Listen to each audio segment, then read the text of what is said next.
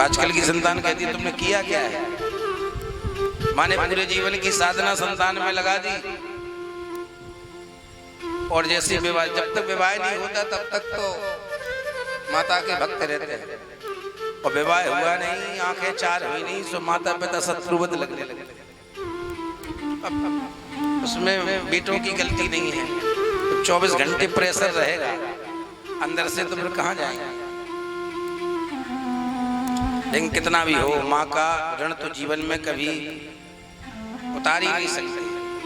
जो बेटियां, जो बहुएं सास को सास माँ नहीं समझती, अपनी माँ को माँ समझती है, उन महाराज बहुओं की भी दुर्दशा होनी निश्चित है, क्योंकि उनकी जो बहू आएगी वो भी उन्हें माँ नहीं समझेगी, उनसे ही वही व्यवहार करेगी। क्योंकि हम जैसा बोएंगे हमें वैसा ही काटना होता है। सुख दुख तो सबके यहाँ होता है, इसका मतलब ये नहीं कि आप बड़ों की मर्यादा भूल जाओ। उस बेटे, जिस बेटे को सौंपा है उसने, उसका कितना त्याग होगा, और उस बेटे को उस माँ से अलग कर देना, महाराज ये तुम्हारा बड़प्पन नहीं है। आप सोचती हो कि हमारी सास हमारे अनुरूप हो जाए, ये संभव नहीं है, क्योंकि उन्होंने पूरा जीवन निकाल लिया। वृद्धावस्था पे तुम उन्हें बदलने की सोचती हो, तुम बदलना क्यों नहीं चाहते? अगर तुम अपने आप में बदला लाओ तो घर में झगड़ा हो ही नहीं सकता, घर में अशांति हो ही नहीं सकती। तुम वृद्धों को तो बदलना चाहती हो, अपने आप को उनके अनुरूप ढालना नहीं चाहते, क्योंकि वृद्ध और बालक एक प्रवृत्ति के होते हैं। बर्रे बालक एक स्वभाव, इन्हें ना संत विदुष है काऊ।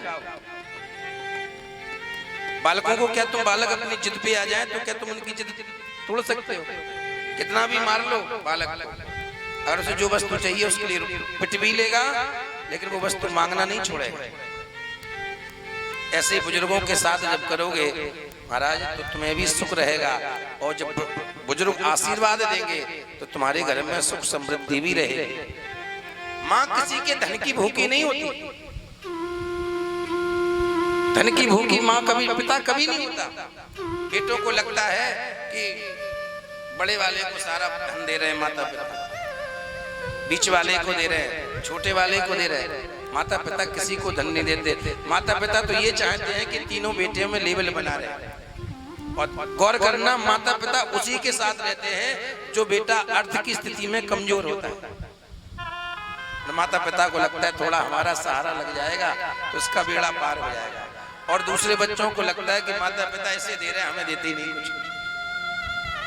अरे तुम्हें तो भगवान की कृपा से तुम्हें स्टैंड कर दिया है, और जो आपको लायक बना दिया, जो नालायक है उसके साथ देना ही पड़ता है, क्योंकि माता पिता के लिए तीनों पुत्र बराबर होते हैं। एक पिता के विपुल कुमारा, पृथक पृथक गुणशील चारा, को पंडित को तापस ज्ञाता, को धनवंत शील को उदाता, सब पर पथ है प्रेम विशेष। लेकिन अत्यधिक स्नेह किस पे होता है? जो महाराज नालायक हो लेकिन समीप रहता हो, उससे अत्यधिक प्रेम होता है। यजमान जी हाथ उठा रहे हैं।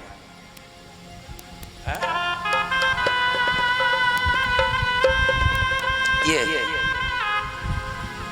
माता पिता किसी संतान की धन की भूखी नहीं होती। अगर बेटे के पास धन नहीं है तो मां डिमांड भी नहीं कर सकती, धन है तो भले ही बोल दे। एक पिताजी का शरीर पूरा हो गया, बेटा बहुओं के साथ मां रहती थी। बेटे को बहू ने इतना व्यस्त कर दिया, इतना व्यस्त कर दिया कि उसे अपनी माँ से मिलने के लिए 2 मिनट समय नहीं देती। ऑफिस से आए जाए काम बता दे कि कमरे में काम ही करता रहे, सुबह उठे तो बैग उठाए ऑफिस चला जाए। माँ तो अपने बेटे से बात करने के लिए तरस रही। दीपावली का समय आया, छुट्टियां थी, बेटे ने ऑफिस से आके कहा कि चलो कल सबको शॉपिंग करने चलनी है, सब अपना अपना सामान लिख लो। बहू ने लिखा, बच्चों ने लिखा, माँ से भी बोला माँ आप भी लिख लेना, कल आपको भी सारा सामान दिला दें।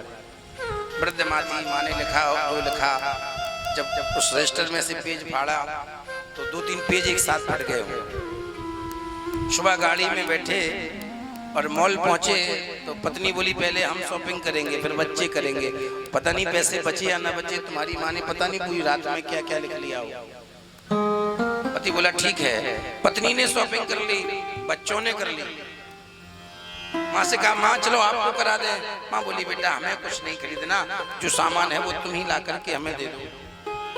अब अच्छा बुरा क्या, जो ला के दे दोगे वही ठीक है।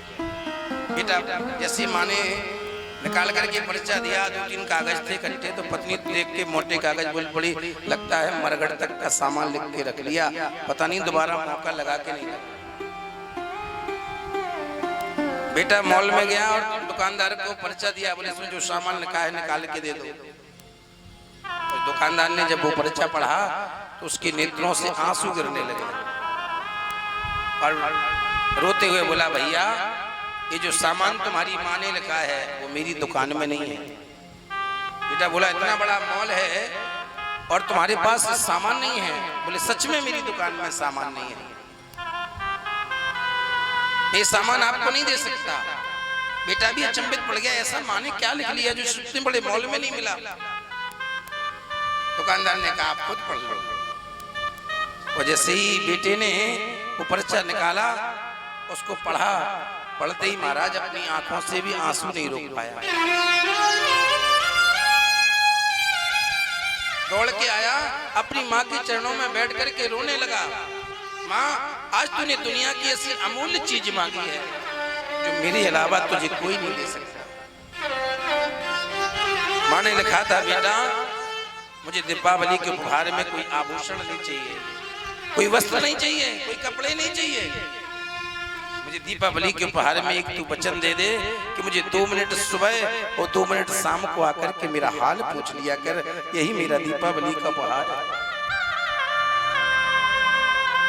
माँ बाप किसी के धन के भूखे नहीं होते, माँ बाप तो यही चाहते हैं संतान सुखी रहे। और वो संतान विवाह होते ही माँ दुश्मन लगने लगती है, पिता दुश्मन लगने लगता है। ऐसी संतान को धिक्कार है, ऐसी बहू को धिक्कार है, ऐसे उसके माता पिता को धिक्कार है जो उसने ऐसे संस्कार डाल करके भेजा है दूसरे के बेटे को उसकी माँ से अलग कर देने को। वो बेटी किसी काम की नहीं महाराज, घर में आके फूट डाल दे। बेटी के आचरण उसके माता पिता पर भी कलंकित करते हैं। आपके बुंदेलखंड की कहावत है कि ते जाके जैसे नदिया नारे तई के तैसे भरका, वो जाके जैसे बाप मताई तई के तैसे लड़का। जो बेटी ससुराल में आकर के महाराज व्यभिचार करती है, इसका मतलब है कि उसके माता पिता भी व्यभिचारी होंगे, तब महाराज उसकी बेटी में ऐसे कुलक्षण आए।